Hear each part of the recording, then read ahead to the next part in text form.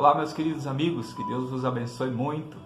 Nós vamos falar hoje um pouquinho sobre política, sobre Deus e sobre o nosso papel como cristãos. Bom, vou ler um texto que está lá em 2 Crônicas, capítulo 7, versículo 14, que diz assim: Se o meu povo, que se chama pelo meu nome, se humilhar e orar, e me buscar e se converter dos seus maus caminhos, então eu ouvirei dos céus, perdoarei os seus pecados, sararei a sua terra.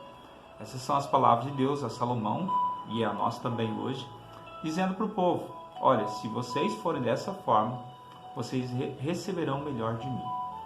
Mais à frente, nesse mesmo texto, Deus também dá uma palavra direcionada aí no seguinte sentido: mas se o povo for rebelde, se o povo me desobedecer, então eu vou permitir que o inimigo prevaleça sobre vocês. Então eu não caminharei com vocês. Vocês receberão a punição pelos seus erros. Confie em mim, sejam humildes, orem, me busquem, converta o seu coração a mim. Então eu vou perdoar os seus pecados, vou sarar a sua terra. São palavras de Deus. Aí nós trazemos essa palavra para o nosso contexto. Você acha que hoje a nossa sociedade cumpre essa palavra? Você acha que a nossa sociedade, em sua maioria, ela é humilde? Ela ora a Deus, ela busca Deus, ela tem o seu coração convertido a Deus? Não, a grande maioria vive uma vida autônoma de Deus. E aí, o que nós podemos esperar de um contexto também político?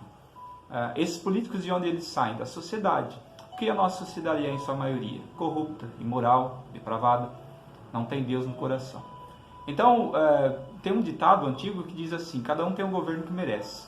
A Bíblia diz que toda a autoridade é estabelecida por Deus. Então, se o povo for temente a Ele, Deus vai permitir que homens bons governem. Mas se o povo, em sua maioria, é rebelde, então quem vai estar lá governando também são aqueles rebeldes.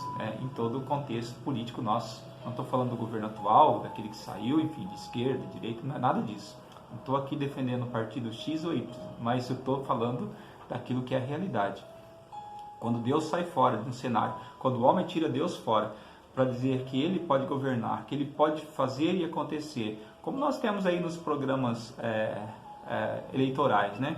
Cada político se apresenta como o salvador da pátria. Você acha que se aquilo que eles falam fosse verdade, e se eles fizessem realmente, você acha que nós viveríamos num país dessa forma? Mas o que acontece? O homem, ele é falho. Ele não tem poder para mudar o mundo. Ele não tem poder para mudar uma sociedade sozinho. Sozinho, quando eu digo, sem Deus. Ele pode até ter uma equipe ali com ele, mas vai ser falho. Não vai ser eficaz o trabalho e a direção de um país, de uma nação. E isso é muito em função do Estado laico em que vivemos. O que o Estado laico hoje prega? Que a religião ela tem o seu líder, que é Deus, mas a política tem o seu líder, que é o homem. Deus, para a política, ele não faz parte daquele contexto. Mas o sentido original do Estado laico, ele não era para ser assim. O Estado laico foi feito, essa ideologia foi estabelecida para dividir a liderança estatal, política, da religião eclesiástica, para que não houvesse erros, nenhuma nem outra, porque amenizasse os erros. Porém, a ideologia era que Deus fosse o soberano, tanto na religião ou na eclesiologia, como também na política. Só que a partir da Revolução Francesa, esse termo Estado laico ele foi distorcido e foi ganhando força, né, em vários países, começando na França, é claro, em que Deus só é o regente da eclesiologia, ou seja, da religião, da igreja, mas na política Deus não faz parte. Então o Estado laico não aceita a religião, não aceita a palavra de Deus. E aí o que acontece? Quando se tira Deus de um cenário, acontece exatamente o que nós estamos vivendo aqui. O homem governando com a sua ganância, com a sua intelectualidade, que é perversa, que é corrompida, e aí as leis que são criadas, a fiscalização dessas leis, você vai ver tanta injustiça, tanta brecha na lei, tanta coisa errada, e você pensa, e agora o que vai ser de nós? Espere, calma.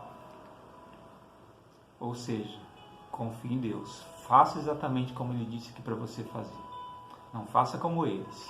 Faça o seu papel como cristão. Ainda que nós sejamos uma minoria, é por essa minoria que Deus vai honrar, que Deus vai trabalhar, que Deus vai cuidar, que Deus vai abençoar, que Deus vai perdoar os pecados, que Deus vai sarar a terra. Pode confiar, porque é a palavra dele, não sou eu que estou dizendo. Então, eu quero dizer para você, toda a sua expectativa não deve estar no homem, no político, naquele que é magistrado, mas naquele que é o Criador do homem, aquele que criou o universo. Esse sim, você pode confiar, porque ele é fiel, ele é poderoso e ele é maravilhoso. Espero que isso ajude você nesse contexto nosso. Um grande abraço, fique com Deus e até a próxima.